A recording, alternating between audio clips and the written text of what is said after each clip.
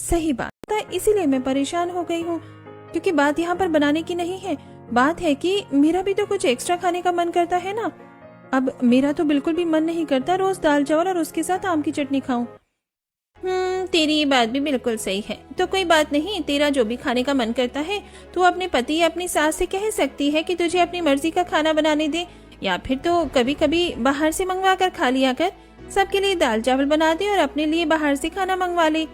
ऐसे कितना इजी हो जाएगा। हाँ, हो तो जाएगा। ये आइडिया और भी अच्छा है। इस तरह मुझे कुछ एक्स्ट्रा खाना नहीं बनाना होगा और मुझे भी अपनी मर्जी का खाना को मिल जाएगा। अब ये सोचकर प्रीति घर वापस आती है और प्रीति तो अपनी सास से ये बात सब कहते हुए तो पहले कतरा रही थी, इसलिए वो इस बारे में सबसे पहले अपने पति से बात करने के बारे में सोचती है। पहले वो रात को सभी को डिनर देती है, जिसमें आज फिर से दाल चावल और आम की चटनी बनी हुई थी। आज का खाना बहुत अच्छा बनाया है। मैं तो कहती हूँ बहू कि अब क्या रखा है बाकी सब्जी में। मुझे तो यही कॉम्बिनेशन बहुत अच्छा लग रहा है। अब तुम हर रोज सिर्फ दाल चावल और आम की चटनी ही बना लिया करना। हाँ, मुझे भी कोई परेशानी नहीं है। अगर ज्यादा मन करे तो सुबह सादे पराठे हो जाएंगे आम की चटनी के साथ, और रात को यह हल्का खाना अच्छा रहेगा। सही बात है। मेरे पति देव भी तो इन्हीं के बेटे हैं, तो इनके जैसे ही तो बात करेंगे। कोई बात नहीं, इनसे तो मैं बाद में बात करूंगी।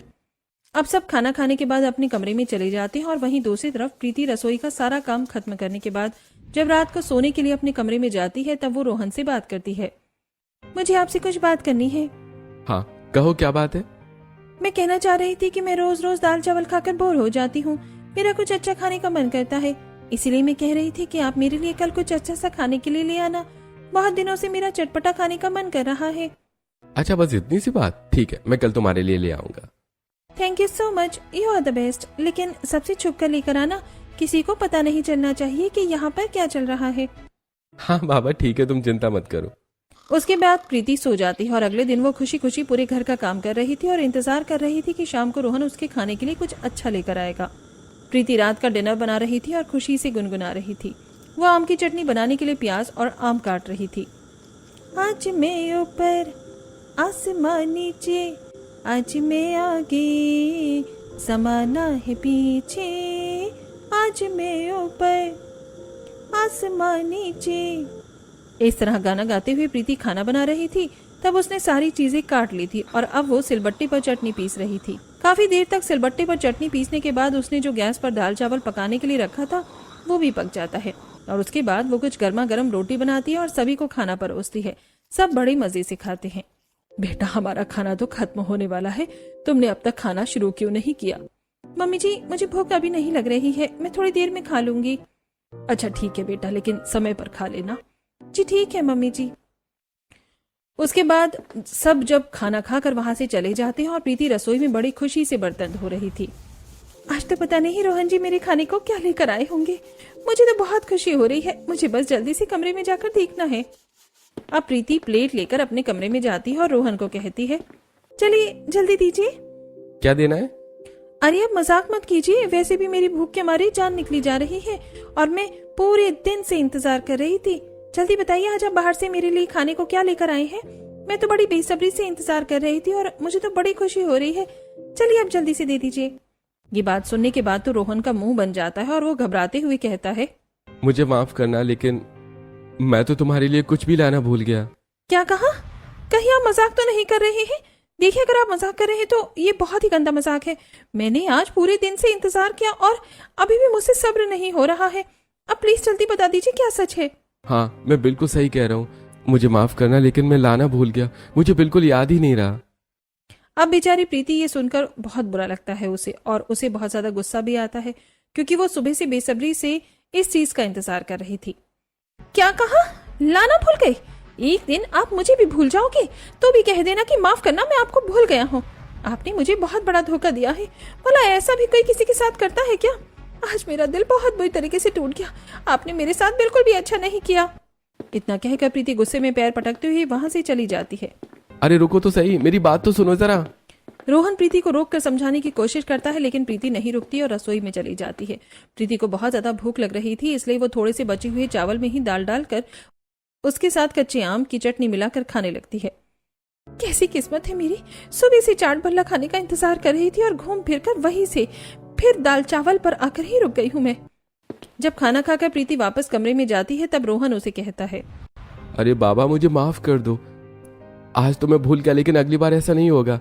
अगली बार मैं तुम्हारे लिए पक्का कुछ अच्छा खाने को लेकर आऊंगा, जो तुम कहोगी वही खाने के लिए ला दूंगा।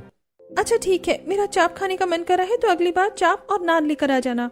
हाँ ठीक है, अब तो गुस्सा थूक दो और आराम से सो जाओ। उसके बाद दोनों सो जाते हैं। फिर वही एक तरफ प्रीति को हर रोज में दाल चावल और आम की चटनी बनानी पड़ रही थी और दूसरी तरफ प्रीति हर रोज रोहन का बेसब्री से घर आने का इंतजार करती और सोचती कि शायद आज तो रोहन उसके लिए बाहर से खाने को कुछ लेकर आएगा। लेकिन ऐसे ही पूरा एक हफ्ता गुजर जाता है और रोहन उसके लिए एक भी दिन कुछ नहीं लेकर आ रहा था। ये सब जानने के बाद प्रीति को बहुत ज्यादा गुस्सा आता है।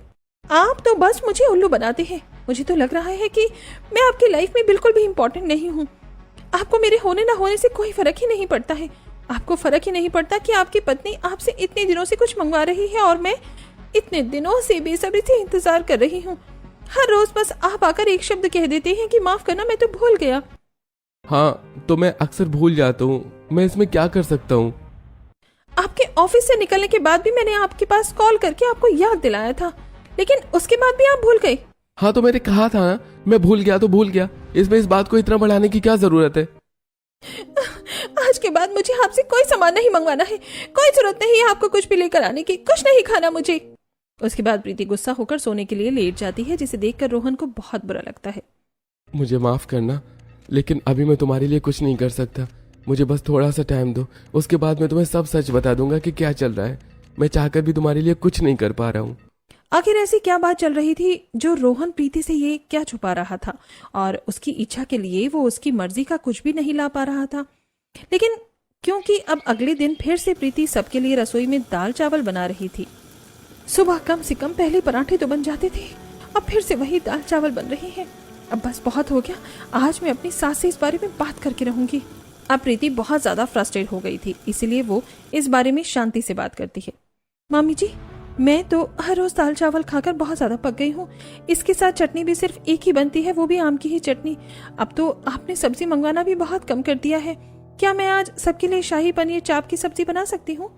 बेटा भला ऐसी सब्जी बनाने का क्या फायदा होगा जब घर में ऐसे कोई इसे खाएगा ही नहीं। तो फिर मम्मी जी कम से कम मैं अपने लिए ही बाहर से खाना ऑर्डर कर लेती हूँ। ये बात सुनकर शांति को भी थोड़ा गुस्सा आता है। जब तुम्हें एक बार बोला है कि दाल चावल और आम की चटनी के अलावा कुछ और नहीं बनेगा, फिर तुम बार बार इस बात को क्यों लेकर आ जाती हो? शांति के डांटने के बाद प्रीति चुपचाप गुस्से में चली जाती है और अपना काम करने लगती है। वो दाल चावल और आम की चटनी बना रही थी।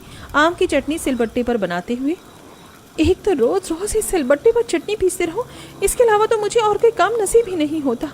बस बहुत हो गया। वहीं दूसरी तरफ शांति रमेश से उदास होकर कहती है, मैंने बहू को बाहर का खाना लाने से मना कर दिया। हालांकि मुझे भी बहुत बुरा लग रहा है, लेकिन हम कुछ कर भी नहीं सकते हैं। अभी हमें इन सब चीजों पर कंट्रोल करना होगा। बहू को तो अभी मैं सच भी नहीं बता सकती, अगर उसे पता चल गया तो वो भी बेचारी बेवजह परेशान हो जाएगी। इसीलिए मैं अभी उसे कुछ भी इस बारे में नहीं बताना चाहती। कोई बात नहीं, इतना परेशान होने की जरूरत नहीं है। वैसे भी कुछ ही समय की बात है, जब सब ठीक हो जाएगा तब तुम बहू को सारी बात बता देना। वैसे सच कहूँ तो भाग्यवान, आज तो मेरा भी कुछ अलग खाने का मन कर रहा है। क्या हम सिर्फ दाल चावल खाते हैं रोज रोज रात? आज खाने में रोटी और आलू की सब्जी भी बनवा लेना। हाँ सही कह रहे हो, चलो बनवा लेते हैं। वैसे भी कुछ दिन एडजस्ट करना था और अब कुछ दिन की ही तो बात रह गई है। बस भगवान की कृपा से सब ठीक हो जाए, उसके बाद तो कोई परेशानी नहीं होगी। फिर तो मैं पूरी रसोई की जिम्मेदारी अच्छे से बहू के हाथ में ही सौंप दूंगी। आखिर यहाँ ये सब क्या चल रहा था जिसके बारे में प्रीति को कुछ भी नहीं पता था। अब प्रीति बहुत ज्यादा गुस्से में थी और जब वो नेहा के साथ शॉपिंग करने जाती है तब उसे सारी बात बताती है। तेरे ससुराल वालों का तो मुझे भी कभी कभी कुछ समझ नहीं आता है। कभी कुछ बोलते हैं तो कभी कुछ और बोलते हैं, और खुद अपनी मर्जी का खाना खा रहे हैं और भला तुझे बाहर का खाना भी नहीं खाने देते। बिल्कुल सही कहा, लेकिन अब मैं अपनी मर्जी करूंगी। चलो हम दोनों बाहर कुछ खा कर आते हैं। उसके बाद प्रीति बाहर जाकर पहले गोलगप्पे खाती है और उसके बाद अपनी पसंद के मोमोज खाती है। इतने दिनों बाद प्रीति को बाहर का कुछ चटपटा खाकर बहुत अच्छा लगता है। आज जाकर मेरे मन को थोड़ी तृप्ति मिली है, वरना मैं तो बहुत परेशान हो गई थी। अब से मुझे सामान लाने के लिए जो भी पैसे मिलेंगे उसमें से मैं अपने लिए बाहर का खाना खाऊंगी। एक तरफ प्रीति ने ये फैसला किया था और वहीं दूसरी तरफ प्रीति ने एक और फैसला किया था। अब आज रात को जब वो दाल चावल बना रही थी, वैसे भी मुझे हर रोज इन लोगों के लिए दाल चावल और रोज सिलबट्टे पर चटनी पीस कर रखनी पड़ती है, तो एक काम करती हूँ, आज मैं एक्स्ट्रा चटनी और एक्स्ट्रा दाल चावल बनाकर